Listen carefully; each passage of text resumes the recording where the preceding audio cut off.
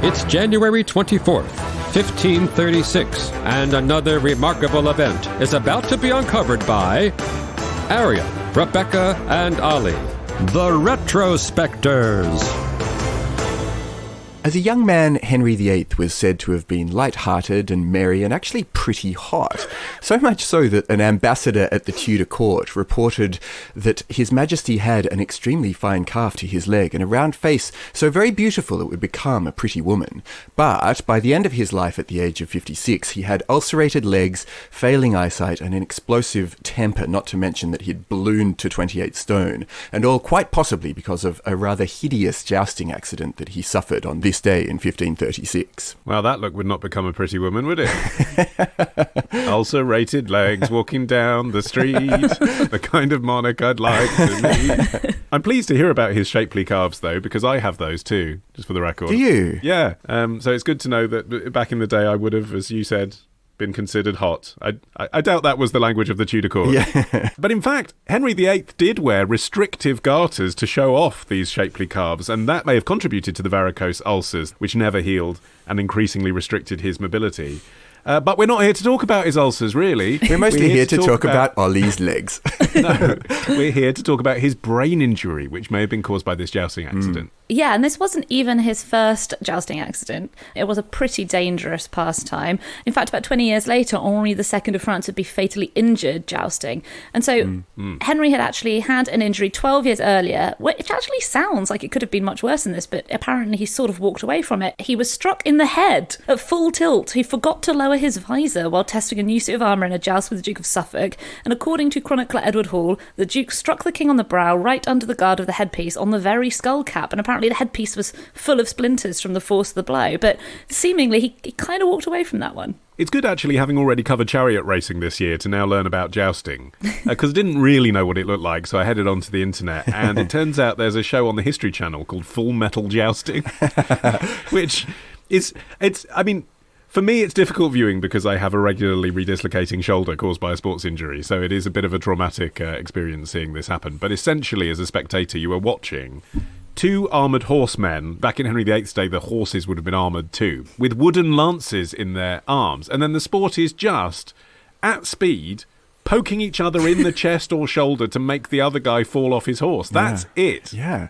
And it was a favourite sport of Henry VIII, and he did it pretty much throughout his entire life. But this particular incident in 1536 saw him not just knocked from his horse, but also the horse, fully armoured, as you mentioned, Olly, fell on top of him, and he himself was in full armour too. And according to the records at the time, he was knocked unconscious for a good 2 hours, and when he came to, he wasn't able to speak at all, so people were pretty worried about him, including actually his then wife, his second wife, Anne Boleyn, who apparently miscarried not very long after this event, which some people attributed to the stress of seeing her husband sort of almost killed in this really horrible fashion. Yeah, and that actually opened up another interesting historical what-if, which was that the child was apparently a male. So if she had carried the baby to term and she had given Henry VIII an heir, how would the course of English history have been different, particularly for Anne Boleyn? Because just a few months later, she would be executed. Her fall from grace really began around this time, and a lot of historians have suggested that it began with this miscarriage, which kind of scuppered Henry VIII's hopes that she would bring him this fresh start and this heir, and he started to see her as a bit of a burden instead. And what I find very interesting about this is that his opponent was not recorded. The guy that felled Henry VIII from his horse and caused him essentially to go into a coma for 2 hours is not recorded to history. I don't know if that's because it was embarrassing to the king that someone did that to him, so that the name of this guy would never be written down, or whether it was because he was, quietly taken off and tortured and they didn't want people to trace that. It's particularly notable given that in the 1524 jousting accident that you mentioned, Rebecca, his opponent was mentioned. It was his brother-in-law, Charles Brandon. So yeah, you do wonder what was going on here, or whether, in fact, what it was to do with was the fact that he wasn't unseated by his opponent, but just fell off his horse. He was 44 at this time, which, in the Tudor era was a decent amount of age. So it was probably fair to say that he was past his jousting jousting peak at this point. Yeah, but he used to be a fitty, Rebecca, and those shapely calves clinging onto the horse, that would have helped his balance. Don't think surely. I wasn't listening with great attention to Arion's intro. Reading between the lines, there's maybe some evidence that there was a bit of a cover-up around the incident and how serious it was, because although there was one account, it was from the Holy Roman Emperor's Italian ambassador, he was the one that wrote about Henry supposedly not being able to speak and being knocked unconscious. But Eustace Chapuis, who is another ambassador for Charles V, the Holy Roman Emperor, wrote that, quote, everyone thought it was a miracle he was not killed, but then claims he sustained no injury. And later on, Thomas Cromwell declared the king to be in perfect health. However, at the same time, the papal envoy in France wrote to the Vatican that this accident might push Henry back to the Catholic Church. So it was clearly a subject of international gossip, and clearly it was considered serious enough that it might consider him to return to the fold. Yeah, and I mean, Arion was talking about people being concerned for his health during this 2 hours that he was unconscious. They also, as we've explored when we've discussed this historical era before, would have been concerned that they were backing the right monarch, right? If the king's apparently about to die, the court have then, quite discreetly, I presume, got to go around deciding, are they Team Mary or are they Team Elizabeth, whilst they're supposedly trying to help the king recover.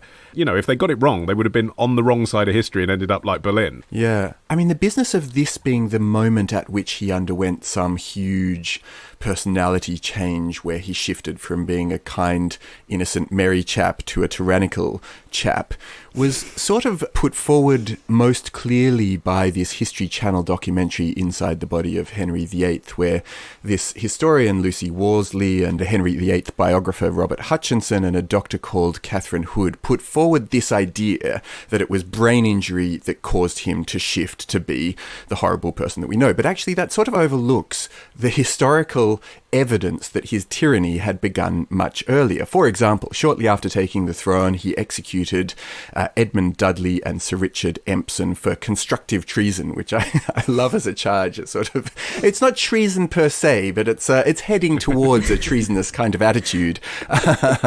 And then he also had brought down Cardinal Thomas Wolsey, who was the man who essentially ran the country for him from 1515 to 1529, just because Wolsey wasn't able to convince the Pope to give him an annulment.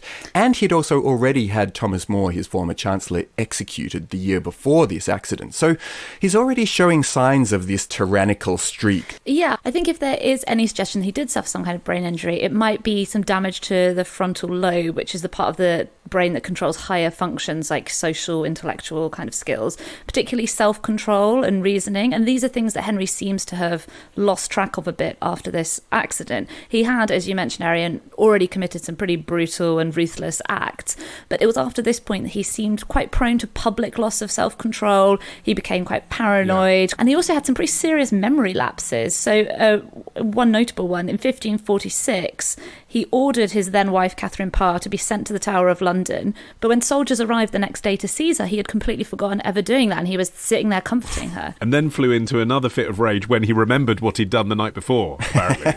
I mean, he must have been a very difficult man to serve. Was he comforting her because of what he had done to her? Was that the comfort? But like in complete ignorance, like, oh no! Oh, that Henry VIII guy, such a jerk. But I find it bizarre that you are even sort of debating this as a theory. It seems obvious to me that, I mean, maybe he was a jerk before as well. I mean, that seems apparent. I think that's quite He was likely. unconscious for 2 hours. It is a historical fact that he was documented beforehand as being kind and gregarious, and then afterwards as a tyrant with constant pain. And that is correlative, isn't it? And if you look at the kind of injuries that we know about American footballers sustaining these days, leading to pretty erratic and physically devastating behaviour. You know, explosive anger, headaches, insomnia, memory problems, inability to control impulses, and impotence. All of those things are documented around Henry VIII. It seems absolutely a done deal, doesn't it, that this is what affected him? Well, there is medical support for the theory that you want me so desperately to believe, Olly man, from the Yale School of Medicine, which was... Oh, but they don't count. I mean, that's not a proper source, is it? Okay, well, look, I'm about to back you up. So Dr. Arash Saladini investigated the whole business of this changing personality, this idea of a changing personality in Henry and his demeanour over his lifetime. And they outright rejected the idea that it could be down to a combination of diabetes and hypothyroidism and psychosis, which some people have suggested could account for that whole picture. But they said, according to their understanding of traumatic brain injury, it really could only have been caused by these many hunts and jousting tournaments that he had been involved in and suffered blows to the head within. So there is support for that theory, but it's too long ago for it to have been completely determined. And they said, short of miraculously finding his preserved brain in a jar, it's always going to remain a matter of contention. Yeah, it's a shame there isn't any footage, because then we could have celebrity Full Metal Jousting. Yeah. I'm here for that. Tomorrow. He wrote it as part of a suite of incidental music, almost like a 19th century concept album. Love the show? Support the show. Patreon.com/retrospectors. Part of the Acast Creator Network.